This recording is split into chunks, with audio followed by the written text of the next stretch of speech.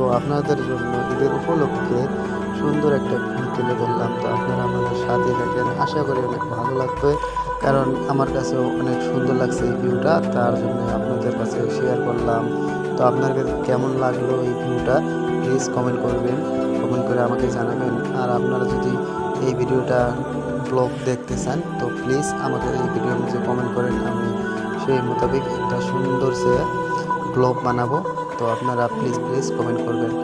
আর আপনারা তো জানেনই বছরে একটা মাস আমাদের আনন্দের মাস, তো সেই আনন্দের মাসটা হলো আমাদের রোজার মাস। সেই রোজার মাস পরে শেষ আমাদের, তারপরে আমাদের আসবে ঈদ।